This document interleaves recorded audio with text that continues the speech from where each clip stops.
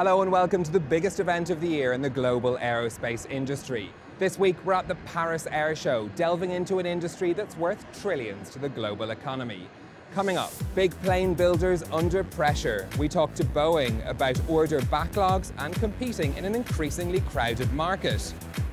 Powering the growth in passenger planes, why engine makers might provide the best barometer for the state of the industry. And living the high life, we take a look at the latest innovations for those who like to fly in style. There are two names that dominate this sector, Airbus and Boeing. They come to the Paris Air Show to compete for orders and to show off their latest aircraft. But there are some fresh names coming to the scene as well, with Russian and Chinese constructors recently unveiling their new passenger planes. So, are the big players worried? We've been speaking to Marc. He's the president of Boeing International. Well, we have to sharpen and accelerate everything we do, because you're right, right now is a moment where we're seeing competition come from all sides. But the way we answer, of course, is with the 787-10, the 737-9, the MAX 9. Each one of these is a chance for us to take a big step forward. Now the MAX 10, this is how we meet competition, with product that keeps delivering more efficiency to the customer. Now, the MAX 10, as you say, the big announcement of this year's air show, that's a focus on a particular segment of the market. Is that where you see the future growth coming from? Well, what we're trying to show here, and I think this is very powerful, is a family. It's a family of the 737, the best-selling narrow-body airplane in history. And what we're doing is we're simply allowing airlines to work with the MAX all the way from the 700 range, now replaced by the MAX 7, up to the MAX 10. So it's up to 230 passengers. So as airlines grow and as they need airplanes to grow with them, this just creates more optionality for them within the family. We're seeing, meanwhile, airlines retire more of their 747 fleets. Is the 747 over, the super jumbo era is over? But if you look at where our backlog is in wide bodies, what you've seen is a real explosive growth into the 777X. Right, this is the new airplane that's going to arrive in about 2020. And so plainly, all of the manufacturers are having to think about what the next generation of wide-body success looks like. And we have absolutely put our investment and our innovation into the 777X. Now, meanwhile, of course, the 747-8 continues to deliver, continues to do great by the airlines and by the cargo freighters that are using it. So it's still got a long history ahead of it. But it is absolutely true that the 777X is where our future is on wide bodies right now. You mentioned the backlog. It's still huge for Boeing. Are you seeing airlines getting worried about airline delivery? How are you dealing with that backlog? There have been some questions about that at the show, but no, this is still a time where we're at record lows in terms of attrition out of the backlog. So the backlog's holding well, we're delivering well, we're executing rate increases these days, not decreases.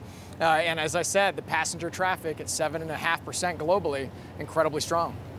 And do you feel that oil prices could feed into that? Do you think there's a question that perhaps if oil prices were to move up significantly, that could affect the sort of demand you're seeing from airlines? It's global GDP growth that most affects our business and the airline business. When oil price moves, it tends to affect whether an airline is choosing to replace equipment because oil price has gone up, or choosing to buy new equipment to open new routes because oil prices have gone down and more people are traveling. So we see it affect the mix of why people buy, but ultimately the level of purchase is really driven by macro GDP.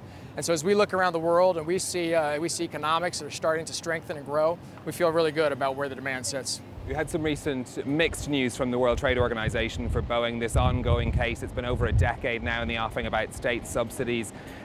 How much is the company ready to move on from that, and is this the end of that battle? Oh, we're really close to the end. It was not a mixed ruling, just to be clear. Originally, when the European community brought the claims against the US for large commercial airplane subsidies, there were in the orders of $20 to $30 billion of claims. Most of those were rejected by the WTO at the initial stage. Then those that weren't went into what's called a compliance hearing. And this last ruling said that the US has now been compliant with all of those, with the exception of one minor aspect. So at this point, it's within about 12 months of duties and ultimate enforcement from the WTO on the US case against Europe. But there just isn't any there on the European case against the US. Marc from Boeing, thank you very much for speaking to us. Thanks for having me, Stephen. Luxury flying is a highly desirable, lucrative, and competitive market. Regional rivals have already rolled out suites and apartments for their VIPs, But Qatar Airways is sure that its Q-Suite has what it takes to win passengers back. So this is a revolutionary product that in fact offers the facilities of first class in a business class cabin. For example, you cannot have in any business class in the world a double bed. It simply doesn't exist in business class. There's a press button here. You press it. Into B.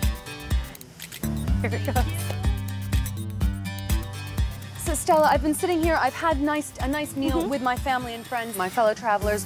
What if I don't want to speak to them anymore? All we have to do is there is this button. I press this button, it slides from both the side, and that's all. A round-trip ticket for Q-Suite's inaugural flight between Doha and London costs around €5,000. On many airlines, business and first-class seats can cost up to 10 times more than economy, but be worth as much as 75% of the profit on a given flight. Because premium seats bring in such a high percentage of airlines' income, they're increasingly willing to invest in the latest gadgets. In addition to streamlined economy cabins, Zodiac Aerospace caters to high-end taste. They offer customized designs that include fully reclining seats and areas to stand and socialize. There are screens that can be connected to your personal device and sensors that tell flight attendants whether a seatbelt is buckled or whether there's space in the overhead compartment. In addition to all that, you can even get lighting schemes or choice of fragrances for a fully deluxe cabin experience. The smell that we can bring into the cabin, that's makes the difference. Looking at some other features such as the lighting, which can bring this kind of a sunshine and stuff like this. It's currently used into the VIP business, something that we are trying to implement into the commercial aviation as well. And to be honest, you just have to look at how the consumer is working going into Abercrombie or other brand like this that are playing with that fifth sense as well. So why not into an aircraft? Then there are times that first class just doesn't cut it and you need to go private. Retailing at around $5 million, this Honda jet carries up to 5 passengers. Certified in the EU just last year, it has fuel-efficient engines that have broken speed records, ensuring a quick and quiet ride in luxurious privacy.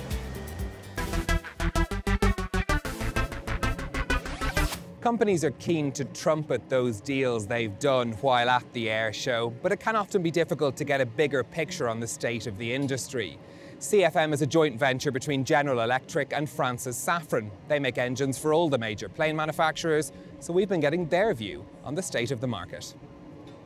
It doesn't slow down for CFM. I mean, we have recorded already a lot of orders this year. Actually, before the show started, we were nearly at 1,200 engines ordered, which is remarkable, given the fact that we produced 1,700 engines last year. So it's a very big number. And so far, the show has been very good for us because more orders have been added to the backlog. So no, we don't see any kind of slowdown, to the contrary. You mentioned the backlog there. That's an issue for a lot of the big aircraft manufacturers. How are you dealing with that, and are you able to meet all of your deadlines? Well, first of all, no, we are delivering on time. I mean, we are of course facing an unprecedented ramp up in production with our new product, the Leap. But we have absolutely no issue in delivering. The backlog right now is 14,500 engines. So it's quite a big number. And so it represents about 8 years of production. So no, for CFM, we have absolutely no doubt that we will be able to deliver all the engines that have been committed to the market. One of your recent deals is the new player everyone's talking about here at the air show, Comac, and their C919 plane. Do you see that as being a big business going into the future? Are we going to see that company rivaling the likes of Airbus or Boeing in years to come? Well, you know, Comac has been flying, made their first flight very recently, early May. I was there, and it was a big event, and it's definitely a beautiful airplane that will probably primarily serve the Chinese market, which on its own is already a very big market. So in the first time, I'm sure they're going to serve their market. And we'll see in the future if they are capable of addressing also the more Western market. How do you see Brexit affecting your business? One of your main rivals, Rolls-Royce, is based in the UK. Cheaper sterling makes their products cheaper. Is that going to affect your business?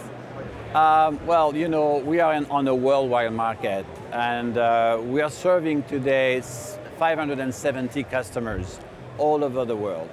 So I personally don't think that Brexit is going to affect the airline in UK, but for CFM, it doesn't represent a business which is significant for enough to really disturb our situation. But I really believe that the airlines in UK will do great despite of Brexit. Okay, thank you very much. You're welcome. That's it from us at the Air Show. Don't forget you can get in touch with your thoughts on Facebook and on Twitter. Until next time, safe flying.